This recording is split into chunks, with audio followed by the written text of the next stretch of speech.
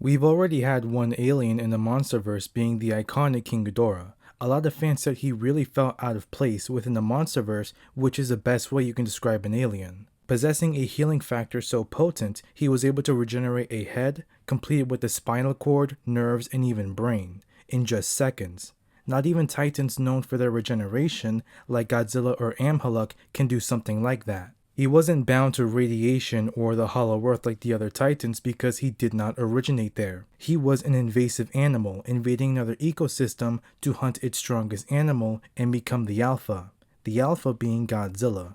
Despite the Monsterverse letting itself cut loose from the realism and dark setting, with its latest installment being GXK, a lot of fans still think that something like an alien was ironically still out of place, with them even mentioning Ghidorah. But we all know that the Monsterverse is fully accepting to now almost anything, especially aliens. We don't know Ghidorah's origin. We don't know if he was a naturally evolved creature, a mutant like Godzilla, or something created by something else that's far worse than him. The existence of aliens is now without a doubt in the Monsterverse, but we don't know if King Ghidorah is going to be the only one to invade. Gigan is a cybernetic alien. He was the ultimate weapon for the M-Space Hunter Nebula aliens and was aided with Ghidorah to conquer Earth in the Showa era. He'd have more appearances such as aiding Megalon and his Utopian's goal to take over the Earth. Then later on, he'd make an appearance on the show Zone Fighter, where he was under the control of the Ghidorah, leading him to fight Zone Fighter and Godzilla once again. He'd make another cinematic appearance 30 years later in Godzilla Final Wars, being under the control of the Zillions, who in the Showa era also controlled King Ghidorah. He'd have a drastic change in his appearance, having a more metal, sharp design such as more pronounced armor, spikes, and his twin-arm blades, which would then be changed to dual chainsaws. In Rulers of Earth, after being damaged by his fight with Rodan and Anguirus and Godzilla Legends, and after a fight with Kumanga, he'd be upgraded by the Cryogs with his Millennium design, being used with Orga to fight Godzilla and Jet Jaguar, later on being upgraded with his dual chainsaws after his fight with Space Godzilla. Surprisingly, his alien origin would not be used in the novelization of Godzilla Earth, where instead he was a monster that was hibernating off the coast of Siberia. He was originally a fully organic creature, but over time, after being grievously injured by Godzilla in several attempts to defend mankind, would gradually become more cybernetic. After each fight, the countries would modify and augment him with cybernetics, including nanotech. Besides Godzilla Island, this seems to be the only other incarnation of Gigan actually being a morally good character, fighting to protect humanity, and even at one point saved over 1 million people who were evacuating from Africa to Eurasia, and ultimately sacrificing his life to protect humanity from Godzilla. So just like Godzilla and King Ghidorah, there's quite a lot you can do with Gigan, especially if you're transitioning him into the Monsterverse. I would 100% keep his alien cyborg design along with his upgrade. First starting off with a design much similar to his Showa design and the Gigan Rex design, later on being augmented to resemble Millennium, also having him being controlled by alien forces, though I'm not sure which one I'd use or create myself, since there's been several aliens that use alien kaijus to attack the Earth. One thing I would make very clear is how brutal he is. I'd make him incredibly brutal and downright sadistic. Gigan was described as one of Godzilla's most brutal opponents, and he made that very clear in the Showa era, with how he seemingly enjoyed harming Jet Jaguar, Anguirus, and Godzilla, yet still bolted away when the fight back was too much for him. A lot like Scar King. I've been wanting to make a video talking about writing good and evil characters that are animals, just like in the Monsterverse. The thing about the Monsterverse is that whether it's a titan, a mutant, or an alien, at the end of the day, these are animals doing what animals do. Godzilla and Mothra have a symbiotic relationship between two species, just like in real life. The titans destroying cities mostly do it out of them trying to survive. You can even argue that King Ghidorah isn't exactly evil either. An antagonist, of course, but something like sadistically evil, I don't think so. Ghidorah was an invasive species, invading another ecosystem, knocking it out of balance, which is what animals do all the time.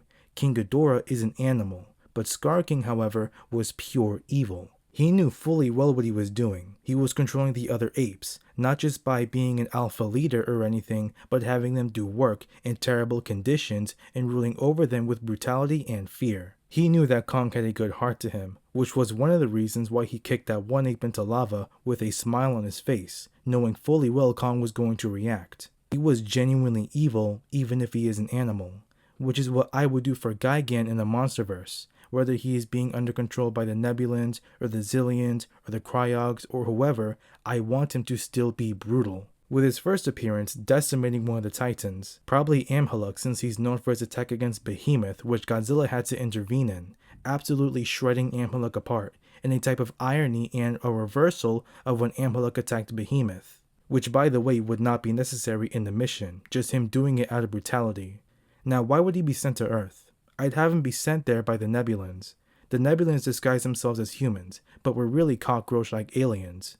I'd have them have a really cool design, elements of an arthropod species just like a cockroach, and apparently there was a human-like species on their planet that went extinct. You know what would be cool? Having them actually fight, with the proportionate strength of a cockroach.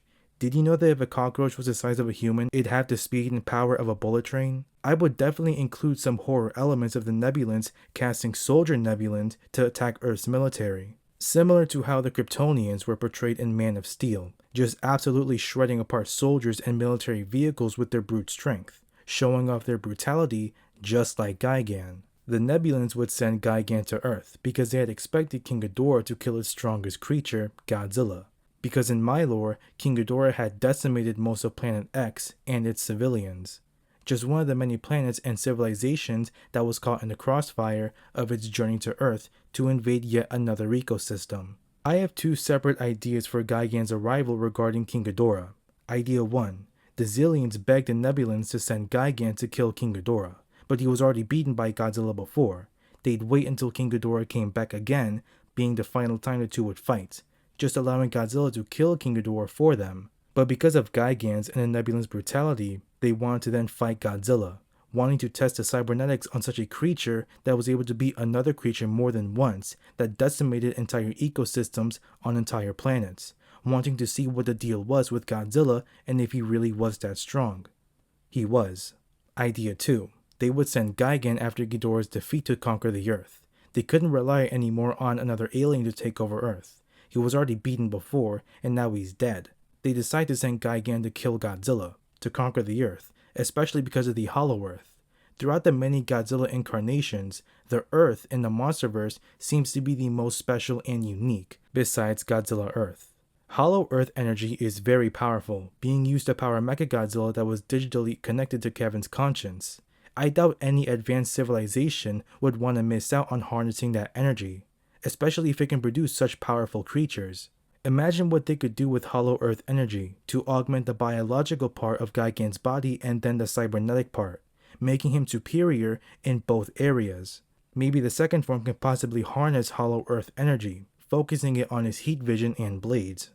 Now, I'm not exactly sure how to work the alien civilization aspect. If it were up to me, I'd definitely incorporate the Nebulans, Zillions, Cryogs, and especially the Millennians, because of their DNA absorbing ability and Monsterverse Godzilla's ability to do the same thing, being able to incorporate the DNA of other titans into his biology like what he did to Tiamat. I'm definitely making a video on Orga, but the main premise is this evil alien civilization that wants to not only harness the Hollow Earth energy, but to kill the other titans and especially Godzilla because of sheer brutality. Maybe even having more than one movie about it, having the Nebulans, Zillions, Cryogs, and Millennians working together somewhat to conquer something about the Earth, whether it be the planet itself, the Hollow Earth, or just Godzilla.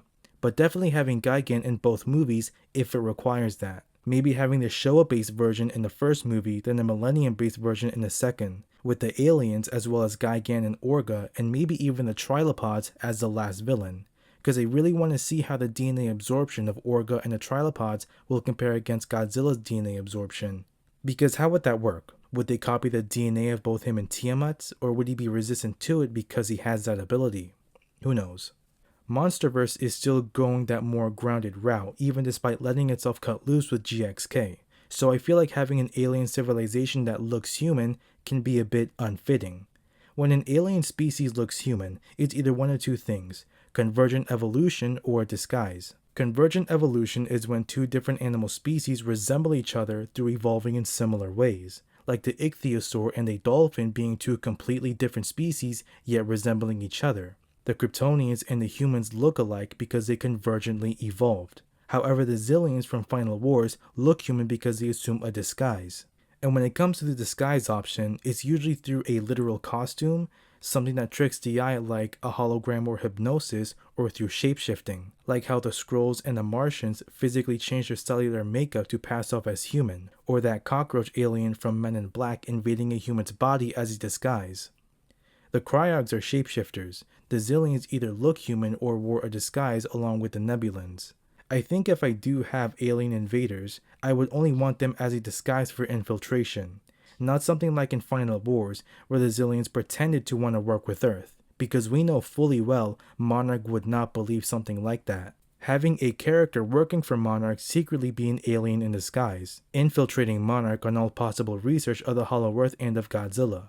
Surely Monarch keeps track of Godzilla's records, stats, and abilities like how he fought Muto Prime, who could literally match earthquakes, and knowing about Godzilla's DNA absorption. So if whichever alien species is invading Earth, whether it's the Cryogs, Nebulans, Zillions, Millennials, or even my own species, they would know pretty much everything about Godzilla, his abilities, stats, making the fight even more dangerous for Godzilla. If these brutal invaders with an intellect far exceeding humanity finds out basically everything there is with the Hollow Earth and Godzilla, and send out such a brutal and dangerous opponent to kill Godzilla, it genuinely might be too much for him, pushing him past his limits, and we can see where that takes us. I doubt I'd have Godzilla fight alone. He's almost never fought Gigan alone besides Final Wars. He fought Gigan, who was with Ghidorah and was aided by Anguirus, and he fought him again, who aided Megalon with Jet Jaguar fighting by its side. There was also Zone Fighter. Final Wars, there was Mothra too. So who would I have fight alongside Godzilla? The number one kaiju, Anguirus. That's a video in itself. I'd 100% introduce Anguirus in the Monsterverse, and in his debut, he's definitely going to be helping Godzilla fight Gigan. We already had a cameo of a skeleton of Anguirus. I don't know if it's a member of Anguirus' species or the Anguirus himself, but I'm hoping it's a former. Let me know which kaiju, whether Toho or Daiei or whoever, you want me to talk about next. Thanks for watching. Tell me what you think in the comments. Let me know what you want to see next. I got links in my social description. Please be kind to yourselves and each other. Thanks for watching. Do y'all think I should make an outro?